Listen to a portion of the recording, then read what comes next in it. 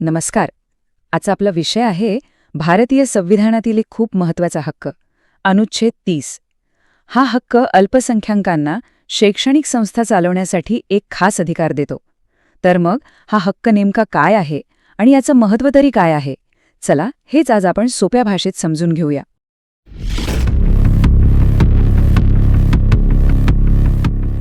आता हा हक्क समजून घ्यायचा असेल तर सुरुवात 2 महत्त्वाच्या प्रश्नांनी करूया. हे प्रश्न खरं तर या संपूर्ण चर्चेचा पाया आहेत. तर पहिला प्रश्न तो असा आहे की आपल्या देशात जे धार्मिक किंवा भाषिक अल्पसंख्याक आहेत त्यांना स्वतःच्या शाळा कॉलेज सुरू करण्याचा आणि चालवण्याचा अधिकार आहे का? आणि मग येतो दुसरा प्रश्न, जो कदाचित त्याहूनही जास्त महत्त्वाचा आहे. समजा त्यांना हा अधिकार आहे, तर मग ह्या संस्थांवर सरकारी नियंत्रणाची मर्यादा काय? म्हणजे सरकार किती आणि कुठे हस्तक्षेप करू शकतं? बरं, मग या प्रश्नांची उत्तरं कुठे शोधायची? दुसरीकडे कुठे जायची गरजच नाही. याचं एकदम स्पष्ट उत्तर आपल्याला मिळतं थेट आपल्या संविधानातच, अनुच्छेद 30 मध्ये. तर हे अनुच्छेद 30 नक्की सांगतं तरी काय? बघा, हा एक फंडामेंटल राईट आहे, एक मूलभूत अधिकार, जो धार्मिक आणि भाषिक म्हणजे दोन्ही प्रकारच्या अल्पसंख्याकांना त्यांच्या आवडीच्या शैक्षणिक संस्था स्थापन करण्याचा आणि त्यांचं प्रशासन करण्याचा हक्क देतो. त्यांच्या ओळखीच्या संरक्षणासाठी हा अधिकार किती महत्त्वाचा आहे हे लक्षात घ्या. या अधिकाराचे 2 मुख्य भाग आहेत असं म्हणूया. एक, संस्था स्थापन करण्याचा अधिकार, आणि दुसरा, जो तितकाच किंबहुना जास्त महत्त्वाचा आहे, तो म्हणजे त्या संस्थांचं प्रशासन करण्याचा, म्हणजेच मॅनेजमेंट करण्याचा अधिकार. म्हणजे काय? तर फक्त शाळा उघडली म्हणजे झालं असं नाही, तर ती शाळा कशी चालवायची हे ठरवण्याचा हक्कसुद्धा त्यांनाच आहे. मग एक प्रश्न येतो की सरकारची भूमिका काय? म्हणजे या स्वातंत्र्याचा अर्थ असा होतो का की सरकार यावर काहीच नियम लावू शकत नाही? तर नाही, तसं अजिबात नाही. आपलं संविधान खूप सुंदर आहे. इथे स्वायत्तता आणि नियमन यांच्यात एक भारी समतोल साधला गेला आहे. आणि हा समतोल आपल्याला इथे अगदी स्पष्ट दिसतो. सरकार काय करू शकतं?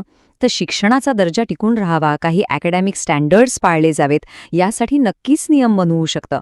पण, आणि हा पण खूप महत्त्वाचा आहे, सरकार या संस्थांच्या रोजच्या मॅनेजमेंटमध्ये उगाचच हस्तक्षेप नाही करू शकत किंवा त्यांचा प्रशासनाचा हक्क तर अजिबातच हिरावून घेऊ शकत नाही. सुप्रीम कोर्टाने सुद्धा TMA फाउंडेशनसारख्या केसेसमध्ये याच बॅलन्सवर, याच संतुलनावर वारंवार भर दिले आहे. आता पुढचा मुद्दा, जर या संस्थांनी सरकारकडून मदत म्हणजे ग्रँट घेतली तर इथेही नियम अगदी स्पष्ट आहे. सरकार मदत देताना अजिबात भेदभाव करू शकत नाही. आणि सगळ्यात महत्त्वाची गोष्ट, सरकारी मदत घेतली म्हणून संस्थेने आपलं मॅनेजमेंट करण्याचा हक्क सोडून दिला असं बिलकुल होत नाही. हे लक्षात ठेवणं गरजेचं आहे.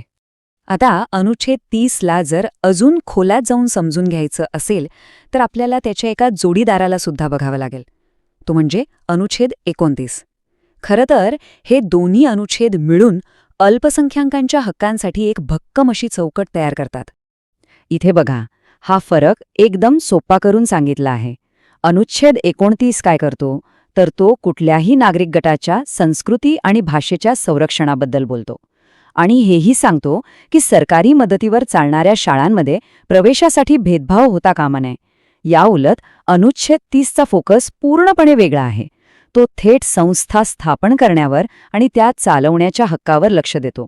म्हणजे एक हक्क संरक्षणाचा आहे, तर दुसरा हक्क निर्मितीचा आणि व्यवस्थापनाचा. दोन्ही एकमेकांना कसे पूरक आहेत हे दिसते ना? तर मग एवढं सगळं ऐकल्यावर मनात येतं की या अधिकाराला इतकं महत्त्व का दिलं गेलं आहे?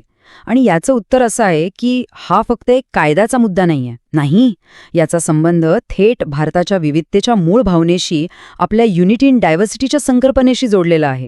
हे समजून घेण्यासाठी एक साधं उदाहरण घेऊया. विचार करा, एक भाषिक अल्पसंख्याक गट आहे. त्यांना वाटतंय की आपली भाषा, आपली संस्कृती पुढच्या पिढीपर्यंत टिकली पाहिजे, पोचली पाहिजे. मग त्यासाठी ते काय करणार? तर ते स्वतःची एक शाळा सुरू करतात. आता इथेच अनुच्छेद 30 कामाला येतो. तो त्यांना ही शाळा त्यांच्या पद्धतीने चालवण्याचं स्वातंत्र्य देतो, संरक्षण देतो, जेणेकरून ते आपलं जे सांस्कृतिक उद्दिष्ट आहे ते पूर्ण करू शकतील. बघा, हेच तर आहे या अधिकाराचं खरं सामर्थ्य. आणि हो, जे स्पर्धा परीक्षांची तयारी करतायत त्यांच्यासाठी काही मुद्दे विशेष महत्त्वाचे आहेत, जसं की अल्पसंख्याक शैक्षणिक संस्था म्हणजे काय, त्यात धर्म आणि भाषा आधारित दोन्ही येतात हे लक्षात ठेवा. राज्य नियमन कुठे करू शकतं आणि व्यवस्थापनाचा हक्क कुठे सुरू होतो हा फरक नीट समजून घ्या. आणि हो, अनुच्छेद 29 आणि 30 मधली तुलना ती तर अत्यंत महत्वाची आहे. पण ह्या सगळ्या चर्चेचं सारनं एका खूप महत्वाच्या विचारात दडलेलं आहे. आणि तो विचार म्हणजे संख्या कमी असली तरी शिक्षणाचा हक्क कमी होत नाही.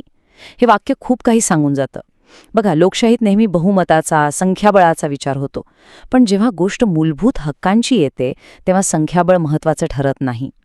अल्पसंख्याकांची संख्या भले कमी असेल, पण त्यांचा स्वतःच्या पद्धतीने शिक्षण घेण्याचा, आपली ओळख, आपली संस्कृती जपण्याचा हक्क हा तितकाच मोठा आणि तितकाच महत्वाचा असतो.